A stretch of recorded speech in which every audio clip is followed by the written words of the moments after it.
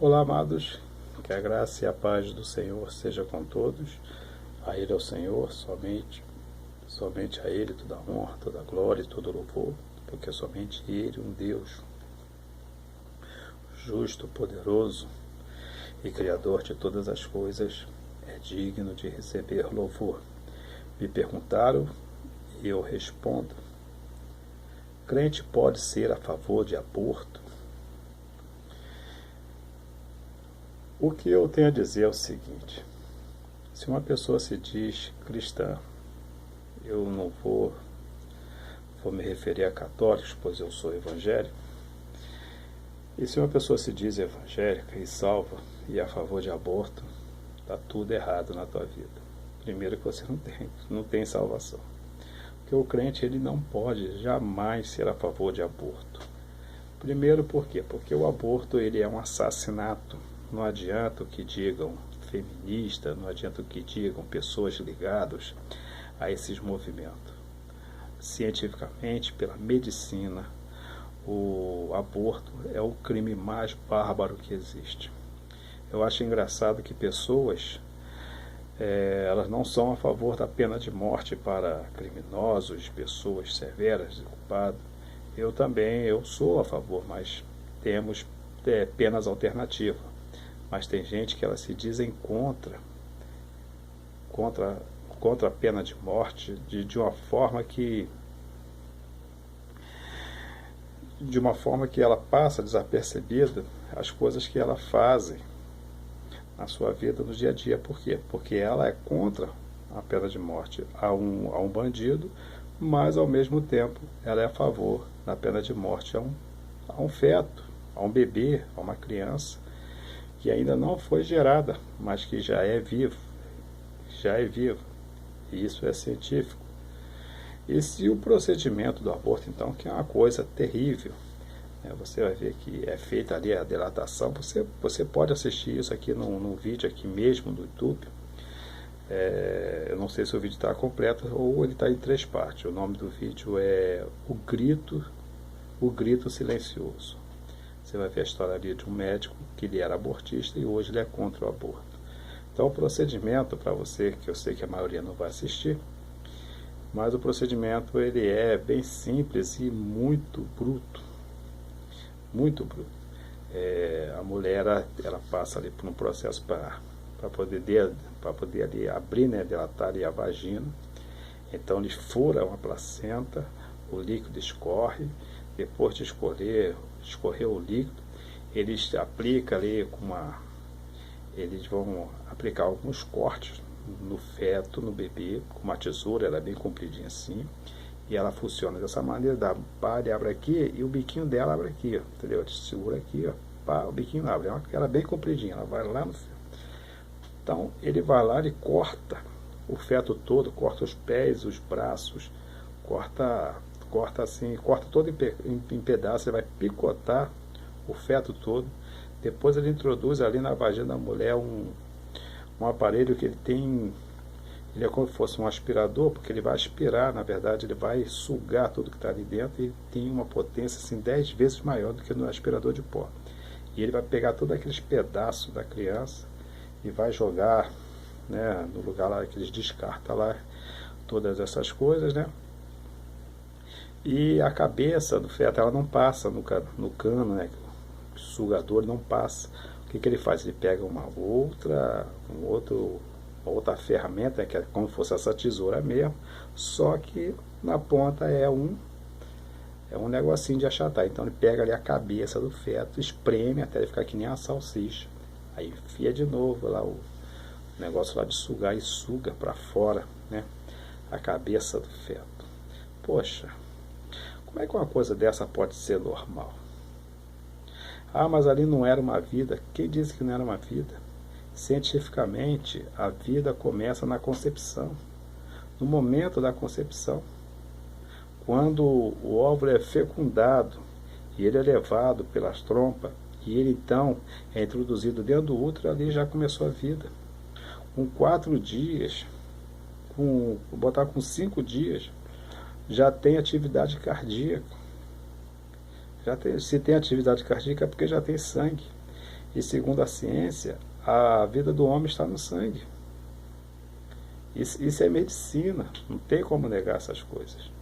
Como é que uma pessoa pode achar que ali pode interromper uma vida? Ali já é uma vida. Não é porque ainda está dentro da barriga, porque ainda não tem toda a formação, que não é uma vida. E as leis nos Estados Unidos, de alguns estados lá que ainda estão funcionando, a mulher ela pode abortar até o 6º mês. Já está toda formada a criança. Aí a pessoa cria uma lei através de um pensamento que a mulher ela tem direito no seu próprio corpo. Que lei é essa? Ninguém tem direito no seu próprio corpo. Num país sério, não digo no Brasil, que no Brasil as leis aqui elas não funcionam, mas num país sério você não pode nem decepar um dedo da sua mão. Na verdade você até pode, mas você vai responder por isso. Você vai responder por um atentado a você mesmo. É como se você tivesse arrancado o dedo de uma outra pessoa num país sério. Lá no próprio Estados Unidos é assim. Aí, mas a mulher eu tenho direito sobre o meu corpo. E eu decido o que fazer com o meu corpo. E se o feto for uma mulher? Quem é que vai garantir o direito desse feto mulher no seu próprio corpo? Se é a pessoa que está decidindo tirar a vida dela. Quem é que vai decidir pelo feto se vive ou se não vive, sendo um homem, sendo uma mulher? No seu próprio corpo tem. E o feto não tem direito? E a defesa, que o feto não tem defesa nenhuma. Qualquer pessoa que for brutamente assassinada ainda tem uma mínima defesa. Porque pode aparecer alguém interromper, pode aparecer alguém salvar, alguma coisa pode acontecer para interromper que uma pessoa seja assassinada. E o feto, quem é que pode interromper? Nem espaço se tem. Se você assistir o vídeo, o grito silencioso, você vai ver como é que isso funciona. E que direito é esse que a pessoa tem de poder interromper uma vida? E o crente, como é que o crente pode achar que isso é uma coisa normal e que é direito de uma pessoa decidir sobre a vida da outra? Ah, mas e se a criança nasce sem cérebro, se a criança ela vai ser uma pessoa com uma deficiência, com uma dificuldade de vida? E quem é que pode? E quem é que pode interromper isso? Quem é que pode decidir isso? Todos nós nascemos para morrer. Não importa se a criança vai nascer hoje e vai morrer daqui a uma semana. Quem decide isso é Deus. Eu estou falando para crente. Quem decide quem morre, quem vive é Deus. Vai lá ler a Bíblia. O Senhor diz, sou eu que tiro e sou eu que dou a vida. Por que a pessoa vai querer interromper? Ah, mas se aquela criança vai ser uma pessoa com uma deficiência e vai ter uma dificuldade na vida inteira, qual é o problema? Segundo pesquisas, nenhuma criança com deficiência mental, seja lá o que for, nenhuma apresenta sinais de tristeza. A ciência não sabe explicar porquê, mas todas elas são felizes.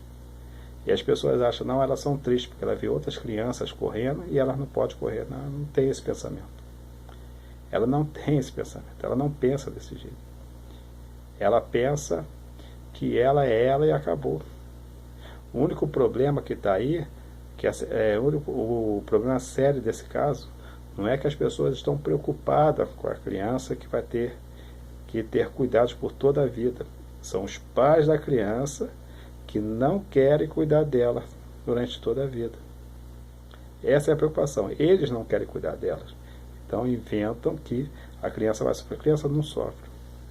Criança paralítica, criança com problemas mentais, que nasce assim, elas não sofrem.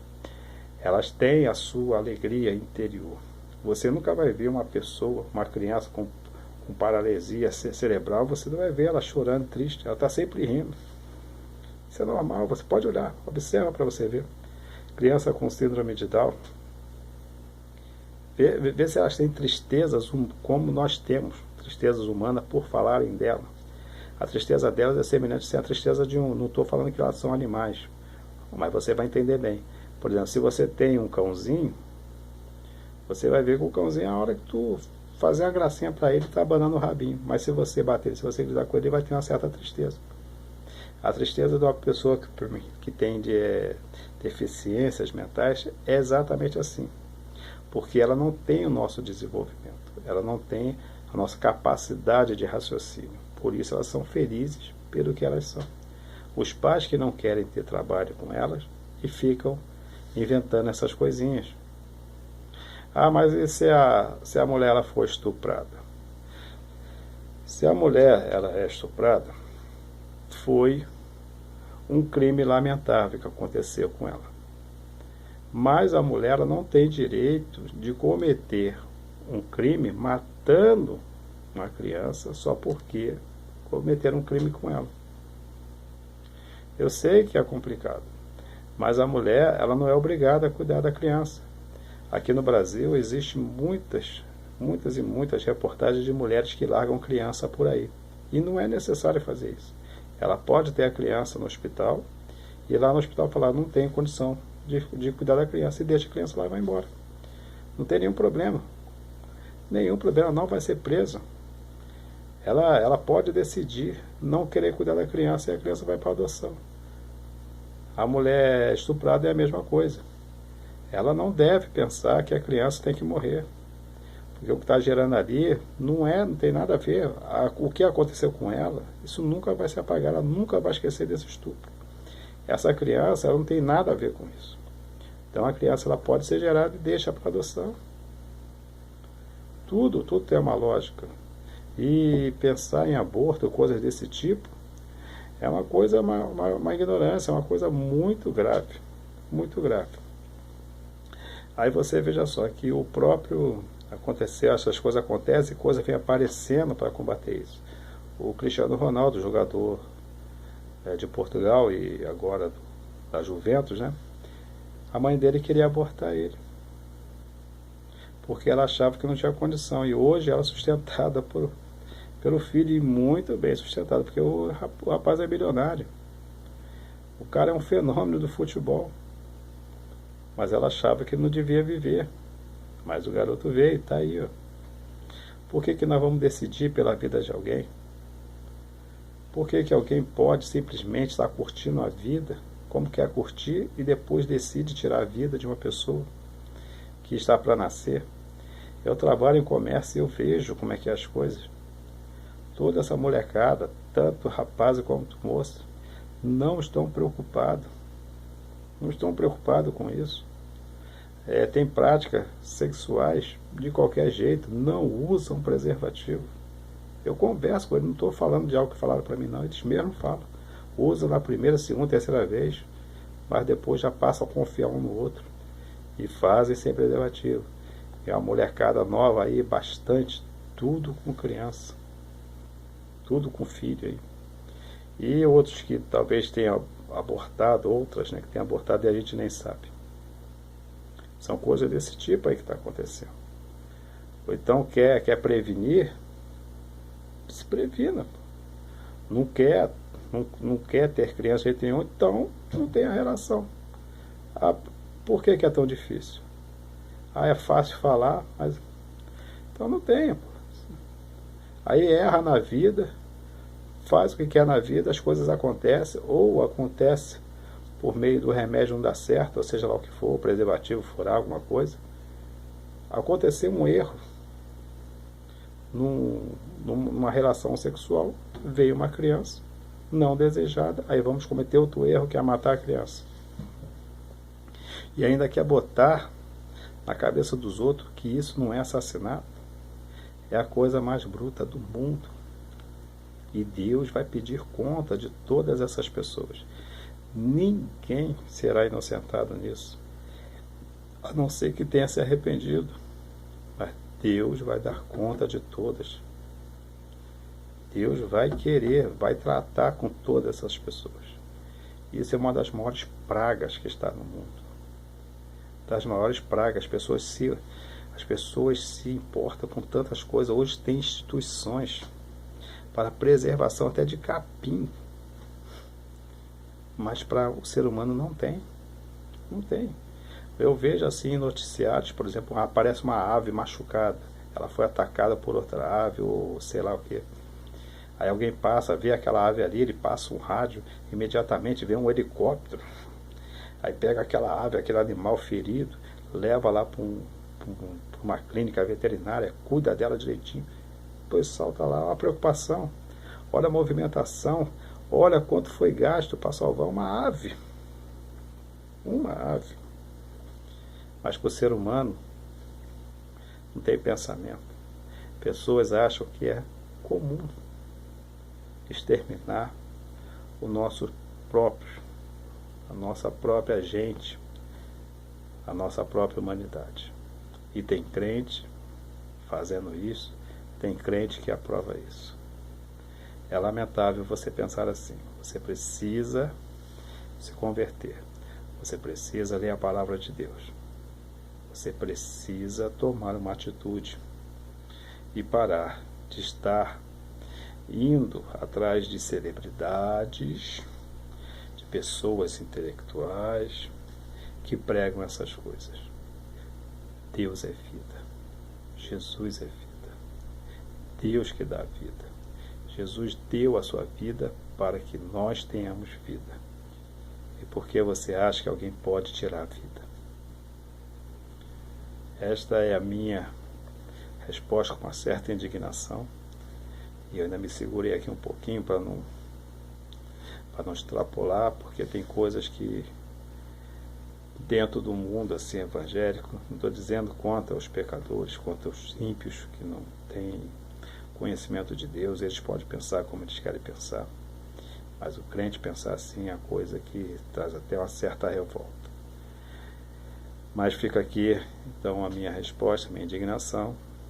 Se isso vai te fazer algum efeito ou não, isso não é comigo, isso aí é com você, isso aí é com Deus. E lembre-se que servir a Deus não é difícil. Difícil é deixar o pecado. Até a próxima, querendo Deus, e um forte abraço, e que Deus os abençoe sempre.